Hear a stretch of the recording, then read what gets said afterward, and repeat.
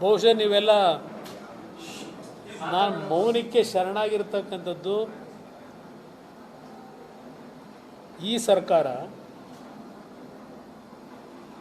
ನನ್ನ ಒಂದು ವೈಯಕ್ತಿಕವಾದಂಥ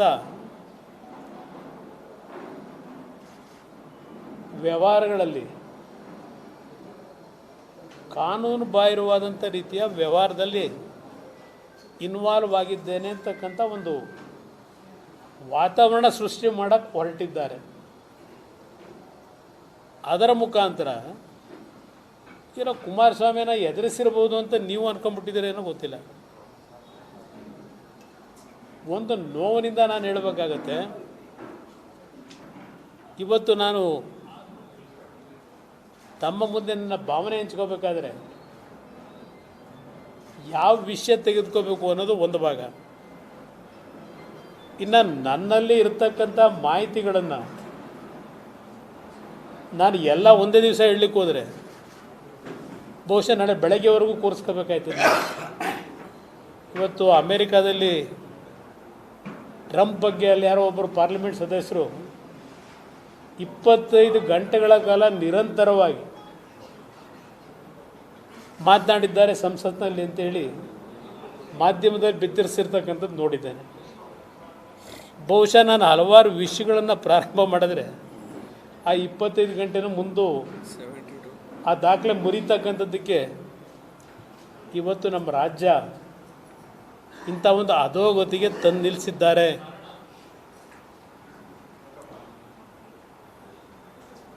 ಬಹುಶಃ ನಿಮ್ಮಗಳಿಗೆ ನಾನು ರಾಜ್ಯದಲ್ಲಿ ನಡೀತಿರ್ತಕ್ಕಂಥ ಈ ಸರ್ಕಾರದ ಹಲವಾರು ರೀತಿಯ ಅಕ್ರಮಗಳು, ದರೋಡೆ ಕೆಲಸ ನಡೀತಾ ಇರತಕ್ಕಂಥದ್ದೇನಿದೆ ಅದೆಲ್ಲ ಹಿಂದೆ ಗಜನಿ ಮೊಹಮ್ಮದ್ದು ಮತ್ತು ಯಾರು ಇದ್ರಲ್ಲಪ್ಪ ಏನು ಹೆಸರುಗಳು ಯಾವುದು ಇದೆಯಪ್ಪ, ಆ ಒಂದು ವಾತಾವರಣದಲ್ಲಿ ಹಿಂದೆ 3 ಜನ ಇದ್ದಂತಲ್ಲ ಯಾರೋ ಪ್ರಮುಖವಾಗಿ ಅಂಥ ವ್ಯಕ್ತಿಗಳು ಇವತ್ತು ಈ ರಾಜ್ಯದಲ್ಲಿ ಆಡಳಿತ ನಡೆಸ್ತಾ ಇದ್ದಾರೆ ಅನ್ನೋಂತಕ್ಕಂಥದ್ದು ನನ್ನ ಅಭಿಪ್ರಾಯ. ಬಹುಶಃ ನಾನು ಬೆಂಗಳೂರಿನಲ್ಲಿ ನಡೀತಾ ಇರತಕ್ಕಂಥ ಈ ಸರ್ಕಾರದ ತೀರ್ಮಾನಗಳು, ರಾಜ್ಯದ ಪರಿಸ್ಥಿತಿಗಳು ಏನಿದೆ ಇದನ್ನು ಮಾತನಾಡಲಿಕ್ಕೆ ಹೋದರೆ ನಿಮಗೆ ಬಹುಶಃ ಸ್ವಲ್ಪ ನಿರಾಸಕ್ತಿ ಆಗ್ಬೋದು. ಬಹುಶಃ ನಿಮಗೆ ಈಗ ಅದು ಎಂಥದ್ದು ಹನಿ ಟ್ರ್ಯಾಪು, ಸುಪಾರಿ ಪ್ರಕರಣ, ಈ ವಿಷಯಗಳು ಆದ್ಯತೆ ಪಡೆದಿರ್ತಕ್ಕಂಥದ್ದು ನಾನು ಕಾಣ್ತಾ ಇದ್ದೇನೆ. ಎಂಥ ಹೀನಾಯ ಪರಿಸ್ಥಿತಿಗೆ ಈ ಸರ್ಕಾರ ಬಂದಿದೆ. ಅದರಿಂದ ನಾನು ಎಷ್ಟು ವಿಷಯ ನಾನು ಚರ್ಚೆ ಮಾಡಿದ್ರೆ ನಿಮ್ಮ ಪೇಪರು, ನಿಮ್ಮ ಲೇಖನಿ ಆ ವಿಷಯಗಳನ್ನು ಕ್ರೋಢೀಕರಿಸ್ಕೊತೀರಿ ಅನ್ನೋದು ನಾನೇ ಕನ್ಫ್ಯೂಷನಲ್ಲಿದ್ದೇನೆ. ನಮ್ಮ ಬರವಣಿಗೆ ಪತ್ರಿಕಾ ಪ್ರಿಂಟ್ ಮೀಡಿಯಾದಲ್ಲಿ ಬರೀತಕ್ಕಂಥವ್ರಿಗೆ, ಇನ್ನು ನಮ್ಮ ದೃಶ್ಯ ಮಾಧ್ಯಮದವರಿಗೆ ನಾನು ಹೇಳ್ತಕ್ಕಂಥ ವಿಷಯಗಳನ್ನು ಎಷ್ಟು ನೀವು ನಿಮ್ಮ ದೃಶ್ಯ ಮಾಧ್ಯಮದಲ್ಲಿ ಜನತೆ ಮುಂದೆ ಇಡಬಹುದು ಅನ್ನೋದು ಅದು ಸಹ ನನಗೆ ಎಷ್ಟು ಮಟ್ಟಿಗೆ ಸಕ್ಸಸ್ ಆಗ್ಬೋದು ಮಾತಾಡಿದ್ರೆ ಅಂತ, ಜನಗಳು ತಲುಪುತ್ತೆ ಅಂತ. ಒಂದು ಪ್ರಥಮವಾಗಿ ನಿಮ್ಮೆಲ್ಲರಲ್ಲಿ ನಿಮ್ಮಗಳ ಮುಖಾಂತರ ಈ ಸರ್ಕಾರಕ್ಕೆ ನಾನು ಸವಾಲಾಗ್ತಕ್ಕಂಥದ್ದಕ್ಕೆ ಇವತ್ತು ಬಂದು ಕೂತಿದ್ದೇನೆ. ಯಾವ 40 ವರ್ಷಗಳ ಹಿಂದೆ ಒಂದು 46 ಎಕರೆ ಭೂಮಿ ಖರೀದಿ ಮಾಡಿ ಅತ್ಯಂತ ಪ್ರಾಮಾಣಿಕವಾಗಿ ಒಬ್ಬ ರೈತನ ದುಡಿಮೆಯನ್ನು ಆ ಒಂದು ಭೂಮಿಲಿ ಏನು ಮಾಡ್ಕೊಂಡ್ಬಂದಿದ್ದೇನೆ. 40 ವರ್ಷದಲ್ಲಿ ಎಂದೂ ಸಹ ದ್ವೇಷದ ರಾಜಕಾರಣ, ಅಧಿಕಾರಿಗಳನ್ನು ದುರುಪಯೋಗ ಪಡಿಸ್ಕೊಳ್ತಕ್ಕಂಥವ್ರ ಮುಖಾಂತರ ನಡೀತಾ ಇರತಕ್ಕಂಥದ್ದೇನಿದೆ, ಇವತ್ತು ಸನ್ಮಾನ್ಯ ಸಿದ್ದರಾಮಯ್ಯನವರಿರ್ಬೋದು, ಸನ್ಮಾನ್ಯ ಶಿವಕುಮಾರ್ ಇರ್ಬೋದು, ನಿಮ್ಮ ಈ ಒಂದು ಅಧಿಕಾರ ದುರುಪಯೋಗದ ಮುಖಾಂತರ ಕಾನೂನು ಬಾಹಿರವಾದಂಥ ರೀತಿಯಲ್ಲಿ ನನ್ನ ಮೇಲೆ ಅತಿಕ್ರಮಣ ಮಾಡಲಿಕ್ಕೆ ಹೊರಟಿದ್ದೀರಿ. ಇವತ್ತಿನಿಂದ ನನ್ನ ವಾರ್ ಈ ಸರ್ಕಾರದ ವಿರುದ್ಧ ಪ್ರಾರಂಭ ಮಾಡ್ತೀನಿ ಅಂತಕ್ಕಂಥದ್ದನ್ನು ನಾಡಿನ ಜನತೆಗೆ ನನ್ನ ಮಾಧ್ಯಮದ ಸ್ನೇಹಿತರ ಮುಖಾಂತರ ಪ್ರಥಮವಾಗಿ ಇವತ್ತು ಘೋಷಣೆ ಮಾಡ್ತಾ ಇದ್ದಾರೆ. ಹಿಂದಿನ ಒಂದು ಸರ್ಕಾರದಲ್ಲಿ ದೇವೇಗೌಡರ ಕುಟುಂಬ ಮುಗಿಸ್ತೀವಿ ಅಂತ ಹೇಳಿದ್ರು, ಕೆಣಕೋದ್ರು. ಆಮೇಲೆ ಏನೇನು ಡೆವಲಪ್ಮೆಂಟ್ ಆಗಿದೆ ಅದನ್ನು ಈಗ ಚರ್ಚೆ ಮಾಡೋದು ಅವಶ್ಯಕತೆ ಇಲ್ಲ. ನಮ್ಮ ಕುಟುಂಬಕ್ಕೆ ಸನ್ಮಾನ್ಯ ದೇವೇಗೌಡರ ಕಾಲದಿಂದ ಈ ರೀತಿಯ ಹಿಂಸೆ ಅನುಭವಿಸ್ಕೊಂಬಂದಿರ್ತಕ್ಕಂಥ ನಮ್ಗೆ ಇದೇನು ಹೊಸ್ತಲ್ಲ. ಅಪ್ಪ ನೀವೆಲ್ಲ ತೋರಿಸಿರೋದು ಅಂಥದ್ದು 4-5 ಎಂಥವು JCBಗಳು, 25-30 ಜನ ಅಧಿಕಾರಿಗಳು ತೋಟಕ್ಕೆ ಪ್ರವೇಶ ಮಾಡಿದ್ದನ್ನು ನೀವೆಲ್ಲ ತೋರಿಸಿದ್ದೀರಿ, ಸಂತೋಷ. ಪಾಪ ಏನು ಪೊಲೀಸ್ 2 ಪ್ಲಟೂನ್ಗಳು ಬೇರೆ, ಎಲ್ಲಿ ಕುಮಾರಸ್ವಾಮಿ ಬೆಂಬಲಿಗರು ಬಂದು ಅಡಚಣೆ ಮಾಡಿಬಿಡ್ತಾರೋ, ಆ ಅಧಿಕಾರಿಗಳ ಮೇಲೆ ಅವ್ರ ಮೇಲೆ ದೈಹಿಕವಾಗಿ ಹಲ್ಲೆ ಮಾಡ್ತಾರೋ ಅಂತ ಹೇಳಿ ಪೊಲೀಸ್ ಇಲಾಖೆ ಅಧಿಕಾರಿಗಳು ಪ್ಲಟೂನ್ ಬೇರೆ ಕರ್ಕೊಂಬಂದಿದ್ರು. ನಾನು ಒಂದು ಮಾತು ಹೇಳ್ತೇನೆ ಸ್ಪಷ್ಟವಾಗಿ ನಾಡಿನ ಜನತೆಗೆ, ನಾನು ರಾಜಕಾರಣದಲ್ಲಿ ನಾನು 4 ಎಕರೆ ಒತ್ತುವರಿ ಮಾಡ್ಕೋಬೇಕಾ? ಒಬ್ಬ ಮಾಜಿ ಪ್ರಧಾನಮಂತ್ರಿ ಮಗ 2 ಬಾರಿ ಮುಖ್ಯಮಂತ್ರಿ ಆದಂತನು 4 ಎಕರೆ ಭೂಮಿ ಒತ್ತುವರಿ ಮಾಡ್ಕೋಬೇಕಾ? ಅವ್ರು ಯಾರೋ ಪಾಪ ಸಮಾಜ ಪರಿವರ್ತನ ಅಂತ ಇವರು, ಅವರು ಅದಕ್ಕೆ ಅದು ಹೇಳಿದ್ದು ಹೇಳ್ತಾ ಇದ್ದೀನಲ್ಲ, ಅದೆಲ್ಲ ಈಗಲೂ ಹೇಳ್ತಾರೆ. ಅಲ್ಲೆಲ್ಲ ಹುಬ್ಳಿ ಒಳಗೆ ಮೊನ್ನೆ 71 ಎಕರೆ ಸರ್ಕಾರಿ ಗೋಮಾಳ ಒತ್ತುವರಿ. ನಾನು ಸೂಪರ್ದಿರ್ ಇರೋದೇ 47 ಎಕರೆ. 71 ಎಕರೆ ಗೋಮಾಳ ಇಲ್ಲಿ ಒತ್ತುವರಿ ಮಾಡ್ಕೊಳ್ಳಿ. ನಾನು ಗೋಮಾಳ ಒತ್ತುವರಿ ಮಾಡ್ಕೊಂಡಿದ್ದೀನಿ. ನಾನು ಹಲವಾರು ಬಾರಿ ಹೇಳಿದ್ದೀನಿ, ಸರಿಪಡಿಸ್ಕೊಳ್ರಪ್ಪ, ಮಾಡ್ಕೊಳ್ರಪ್ಪ, ತಗೊಂಬಿಡಿ ಅಂತೇಳಿ. ಇಷ್ಟು ಮಟ್ಟಿಗೆ ಈ ರೀತಿ ನೀಚತನದಲ್ಲಿ ಒಬ್ಬ ವ್ಯಕ್ತಿಯ ಕ್ಯಾರೆಕ್ಟರ್ ಅಸೋಸಿಯೇಷನ್ ಮಾಡಬಾರ್ದು.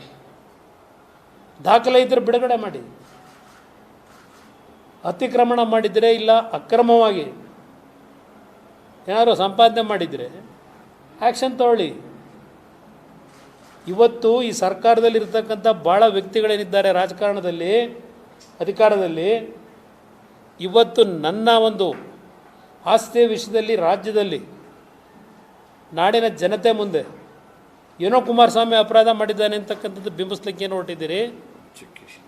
ನಾನೇನು ರಾಜಕೀಯದಿಂದ ಪಲಾಯನವಾದ ಮಾಡಲ್ಲ. ಪಾಪ ಮುಖ್ಯಮಂತ್ರಿಗಳು ಹೇಳಿದ್ದಾರೆ, ಮುಂದಿನ 10 ವರ್ಷವೂ ನಾವೇ ಇರ್ತೀವಿ, 2028ಕ್ಕೂ ನಾವೇ ಬರ್ತೀವಿ ಅಂತ ಹೇಳಿದ್ದಾರೆ. ಇದನ್ನು ಹಿಂದೆ ಇದ್ದಂಥ ಆಡಳಿತ ನಡೆಸಿದಂಥವ್ರು ಭಾಳ ಜನ ಹೇಳಿದ್ರು. ಕಳೆದ 20 ವರ್ಷದಲ್ಲಿ ಚುನಾವಣೆ ಆದಮೇಲೆ ಏನೇನಾಯಿತು, ಜನ ಏನು ತೀರ್ಮಾನ ಮಾಡಿದ್ರು ನಮ್ಮ ಕಣ್ಣು ಮುಂದೆ ಇದೆ. ಯಾರಿಗೂ ಏನೋ ಅದೇನು ಶಾಶ್ವತ ಅಲ್ಲ. ಆದರೆ ಇವತ್ತು ರಾಜಕಾರಣದಲ್ಲಿ ಅಧಿಕಾರ ಸಿಕ್ಕಿದಾಗ ಯಾವ ರೀತಿ ನಡ್ಕೋಬೇಕು ಅಂತಕ್ಕಂಥ ನನಗೆ ಜ್ಞಾನೋದಯ ಈ ಸರ್ಕಾರದ ತೀರ್ಮಾನಗಳಿಂದಾಗಿದೆ. ನಿಮ್ಮ ಗಮನಕ್ಕೆ ತರ್ತಕ್ಕಂಥದ್ದು. ಇವತ್ತೊಂದು ನೋಟಿಸ್ ನೋಡಿದೆ, ನನಗೆ ನೋಟಿಸ್ ಕೊಡೋದಿರಲಿ, ಅಪ್ಪನ ಕಾನೂನು ವ್ಯಾಪ್ತಿನಲ್ಲಿ ನಾನು ಹೋರಾಟ ಮಾಡ್ತೀನಿ. ಕೆಳ ಹಂತದ ಅಧಿಕಾರಿಗಳ ಬಗ್ಗೆ ನಾನು ಚರ್ಚೆ ಮಾಡೋಕ್ಕೆ ಹೋಗಲ್ಲ. ಇಲ್ಲಿ ಹಿರಿಯ ಅಧಿಕಾರಿಗಳನ್ನೇ ಇಟ್ಕೊಂಡು ಪ್ರಥಮ ಬಾರಿ ಒಂದು SIT ಅಂತಕ್ಕಂಥದ್ದನ್ನು ಹಿರಿಯ ಅಧಿಕಾರಿ ಮುಖಾಂತರ 5 ಜನದ ಕಮಿಟಿ ಮಾಡಿ ತನಿಖೆ ನಡೆಸಿದಂಥದ್ದು ಪ್ರಥಮ ಇದು. ಇವತ್ತು ನೋಡಿ, ಪೊಲೀಸ್ ಅಧೀಕ್ಷಕರಿಗೂ ರೆವಿನ್ಯೂ ಇಲಾಖೆಗೂ ಸಂಬಂಧ ಏನು? ಎಂಥ ಚೆನ್ನಾಗಿದೆ ಅಂದರೆ, ಸುಮಾರು 85-90 ಜನ ಮೂಲ ಭೂ ಹಿಡುವಳಿದಾರರು ಏನಿದ್ದಾರೆ ಅವ್ರು ಎಲ್ಲರನ್ನೂ ಹುಡ್ಕೋದಕ್ಕೆ ಪೊಲೀಸ್ ಇಲಾಖೆ ಬಿಟ್ಟವರಂತೆ. ಆ ಭಾಗದಲ್ಲಿ, ಕೇತನಹಳ್ಳಿ ಭಾಗದಲ್ಲಿ ಸುಮಾರು 85 ಹಿಡುವಳಿದಾರರು,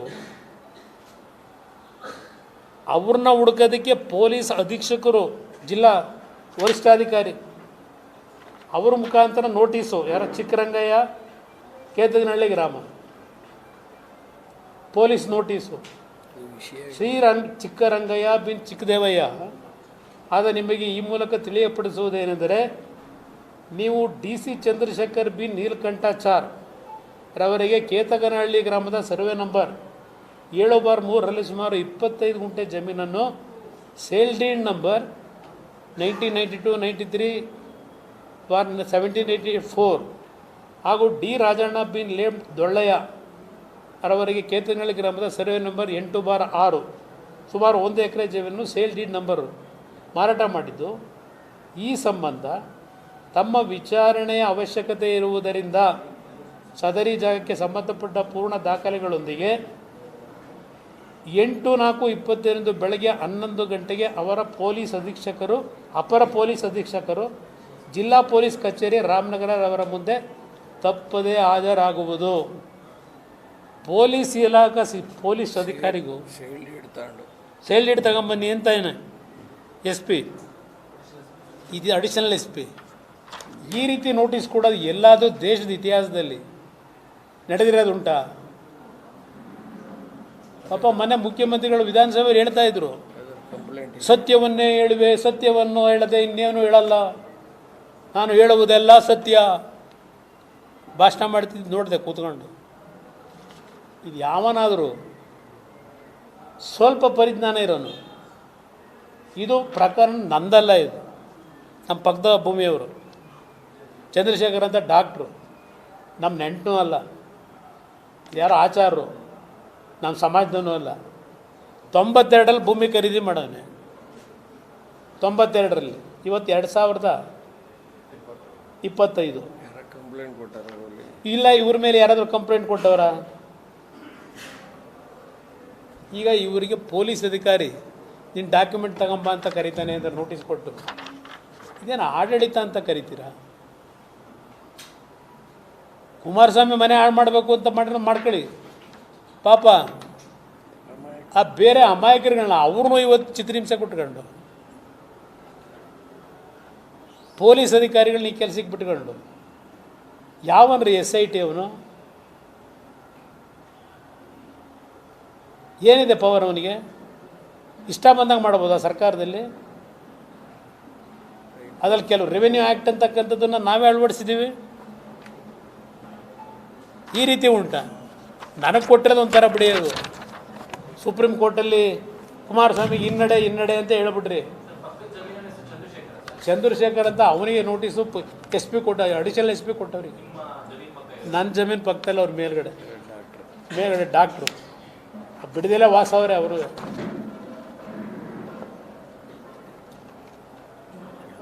ಇವತ್ತು ಪಾಪ ತಹಸೀಲ್ದಾರ್ ನನಗೇನೋ ಕಳಿಸೋರು ತಪ್ಪು ಕೇಳಿ ಅದು ಪಾಪ ಹೇಳೋದು ಬೇಡ.